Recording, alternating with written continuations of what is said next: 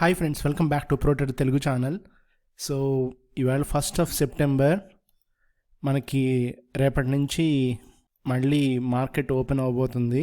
And due to heavy rains యాక్చువల్గా మనకి 2 స్టేట్స్లో కూడా కొంచెం పరిస్థితులు ఏం బాగాలేదు.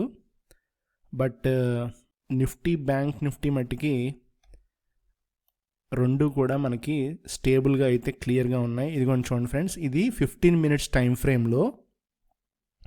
ఓకే, సిపిఆర్ లెవెల్స్ యాక్చువల్గా డైలీ ఉన్నాయి, అవి తీసేస్తున్నాను.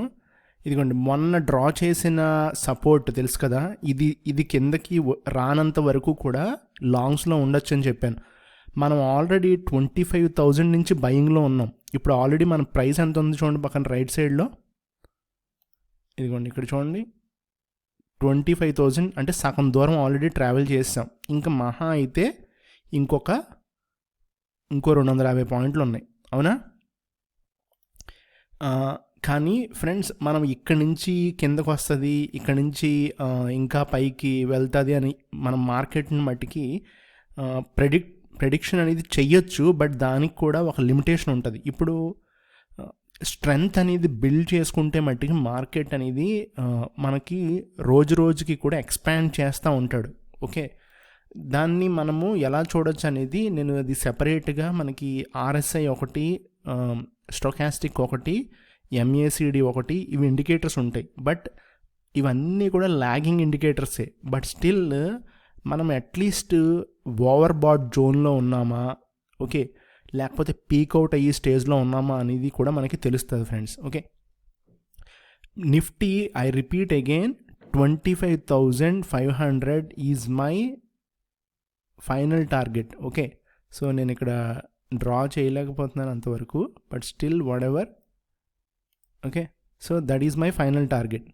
అండ్ బ్యాంక్ నిఫ్టీ వచ్చేసరికి మట్టికి అది చాలా ప్రాబ్లం క్రియేట్ చేస్తుంది.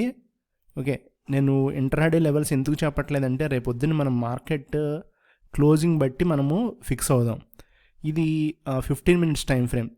ఓకే, సో ఈ గ్యాప్ ఏదైతే ఉందో, మొన్నటి గ్యాప్, థర్స్డే గ్యాప్ నిన్న లైట్గా ఫిల్ చేశాడు, బట్ ఇంకా కొంచెం పెండింగ్ ఉంది. So bank Nifty friends, anything above 51,250 మనకి రేపు మళ్ళీ బయింగ్ వచ్చేస్తుంది. బట్ ఈ గ్యాప్ ఫిల్ అవుతుందేమో చూద్దాం. ఓకే, సో ఈ గ్యాప్ ఫిల్ అయితే రేపు మార్నింగ్ అది మళ్ళీ బౌన్స్ అయ్యి మనకి ఇక్కడ వరకు ఈ రెసిస్టెన్స్లోకి రావడానికి ఛాన్సెస్ ఉంటాయి. అండ్ నెక్స్ట్ ఇది కంటిన్యూషన్ అవ్వాలంటే అది బ్రేక్ అవ్వాలంటే ట్యూస్డే, రేపు మండే కదా, సో ట్యూస్డే అది బ్రేక్ అవ్వాలి. లేదు రేపు పొద్దున ఏమన్నా కిందకు వచ్చాడు అనుకుందాం ఫ్రెండ్స్. ఓకే, అది డ్రాగ్ అయ్యి కొంచెం ఇంకా కిందకి అంటే 50,000 వరకు రావడానికి ఉంది. ఎందుకంటే ఇది ఇక్కడ గ్యాప్ అని చూడండి. సో ఈ గ్యాప్ పెండింగ్ ఉంది.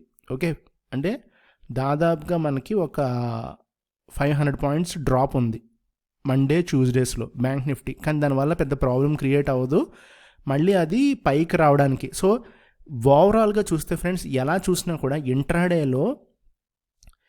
ఇంట్రాడేలో మనము ఏ రోజుకి ఆ రోజు నిఫ్టీ, బ్యాంక్ నిఫ్టీ చేసుకోవడం అంత ఉత్తమం ఇంకోటి లేదు ఇప్పుడున్న ప్రజెంట్ సిచ్యువేషన్లో. ఓకే, ఎందుకు అంటే క్లియర్ కట్ మనకి ప్యారలల్ ట్రేడింగ్ నడుస్తుంది, సైడ్ వేస్ కన్సాలిడేషను, లైట్ స్వింగ్స్ ఇస్తున్నారు. ఇది కొంచెం చూడండి డైలీ టైం ఫ్రేమ్. సో మీరు బ్యాంక్ నిఫ్టీ బీస్ కానీ లేకపోతే నిఫ్టీ ETF కానీ నిజంగా ఎప్పుడైనా సరే 1-2% పడిన రోజుల్లో అక్యుములేట్ చేసుకోవడం బెటర్ అనిపిస్తుంది ఇప్పుడున్న సిచ్యువేషన్లో అయితే. కానీ స్కాల్పింగ్ చేస్తే ఫైన్, ఎందుకంటే స్కాల్పింగ్లో అనుకోండి మీరు 5 minutes టైం ఫ్రేమ్ పెట్టుకుంటాము. ఓకే, సో ప్యారలల్ ట్రేడింగ్ అటు ఇటుగా ఏ 20 points 50 points వచ్చినా కూడా తీసేయచ్చు. ఓకే, ఇది ఇప్పుడు ఇలా పెట్టుకుంటాము, రెసిస్టెన్స్, సపోర్ట్. Okay, intraday. లేదు అనుకోండి ఇక్కడ క్లోజింగ్ దగ్గర పెట్టుకుంటాం. Okay, so any drop will buy, any upside movement will sell again. So కానీ స్టాప్ లాస్ ఉంటుంది, ఒక్కోసారి స్టాప్ లాస్ హిట్ అవుతుంది, ఒక్కొక్కసారి మనకి ఇమీడియట్గా కూడా ఒక 30, 50, 60 పాయింట్స్ ఈజీగా వెంటనే వచ్చేస్తాయి. ఓకే, కానీ ఇక్కడ ప్రాబ్లం ఏంటంటే అటు ఇటుగా ప్రైస్ మూవ్ అవ్వడానికి ఛాన్సెస్ ఎక్కువ ఉంటాయి. అంటే స్టాప్ లాస్ హిట్ అయ్యి మళ్ళీ పైకి వెళ్ళటానికి ప్యారలల్ ట్రేడింగ్లో అదే ఒకే ఒక్క ఇష్యూ అనమాట. మిగతాదంతా సేఫ్ అండ్ సెక్యూర్డ్, అంటే మనకి ఏం ప్రాబ్లం ఉండదు, ర్యాపిడ్ మూమెంటమ్స్ ఉండవు అన్నమాట. ఓకే, సో నేను ఇప్పుడు మళ్ళీ ఒకసారి చూపిస్తున్నాను. మంత్లీ టైం ఫ్రేమ్ ఇది డైరెక్ట్గా.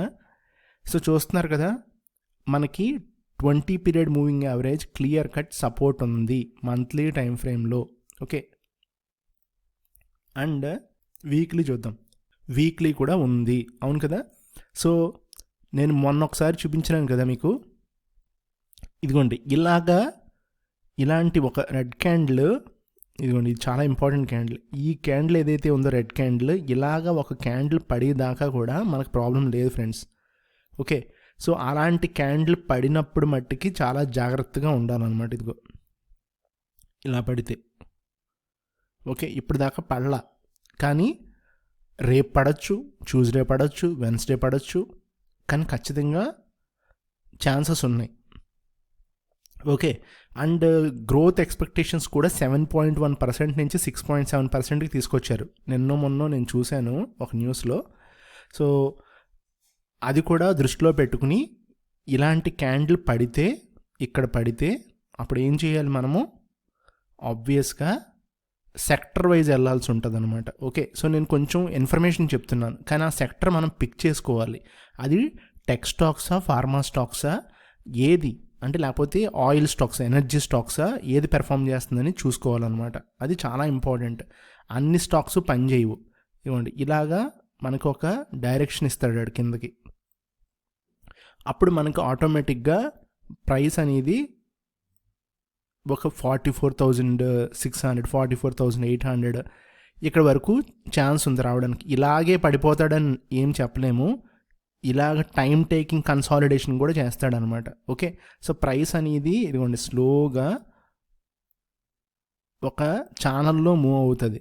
సో ఆ ఛానల్లో మూవ్ అయినప్పుడు మనకు టైం కన్జ్యూమ్ చేస్తాడు, అట్ ద సేమ్ టైం ప్రైస్ని కూడా కిందకి తీసుకొస్తారు ఫ్రెండ్స్. ఓకే, సో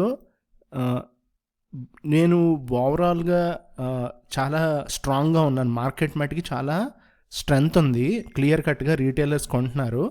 బట్ మధ్యలో డిప్స్ వచ్చినప్పుడు మట్టికి, ఇప్పుడు మీరు రైల్వే స్టాక్స్ చూడండి, ఎక్కువ మొమెంటం లేదు. ఎనర్జీ స్టాక్స్ చూడండి, మొమెంటం లేదు. విండ్ స్టాక్స్ చూడండి, మొమెంటం లేదు.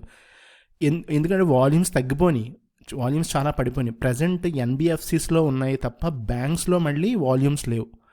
సో మళ్ళీ ఆటో స్టాక్స్లో వాల్యూమ్స్ లాస్ట్ మంత్ అంతా లేవు.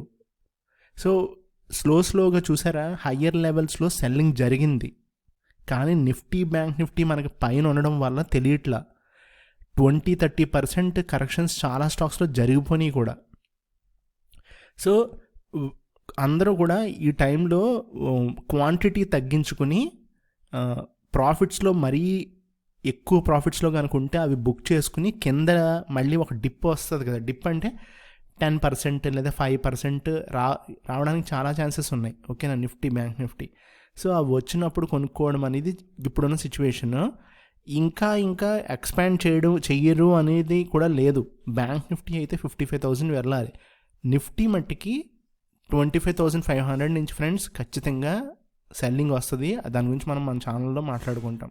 ఓకే, సో ఇది ఇవాళ వీడియో ఫ్రెండ్స్. రేపు మార్కెట్ ఖచ్చితంగా పాజిటివ్గా ఉంటుంది, మండే, నో డౌట్. కానీ మండే క్లోజింగ్ అంటే ఆఫ్టర్నూన్ క్లోజింగ్ ఎలాగా అనేది నేను ఆలోచిస్తున్నాను. సో 2:30 కానీ 1:45 మధ్యాహ్నం 1:45 నుంచి సెల్లింగ్ కనుక స్టార్ట్ అయితే దాన్ని వాళ్ళు ట్యూస్డే, వెన్స్డేకి, థర్స్డేకి కూడా తీసుకెళ్ళిపోతారు అనుకుంటున్నాను నేనైతే. రేపు క్లోజింగ్ కనుక ఫుల్ పాజిటివ్ అయితే వీక్ పాజిటివ్గా ఉంటుంది, నో డౌట్. ఎలాగా మనకి ఆప్షన్స్ ఉన్నాయి కాబట్టి ఎక్స్పైరీలు వెన్స్డే, థర్స్డే అవి వదిలేస్తే మనకి పాజిటివ్గానే ఉంటుంది. బట్ రేపు క్లోజింగ్ కనుక నెగిటివ్ పెడితే మట్టికి మనము రేపు సాయంత్రం డిస్కస్ చేద్దాం. Okay friends, so this is for today. Thank you.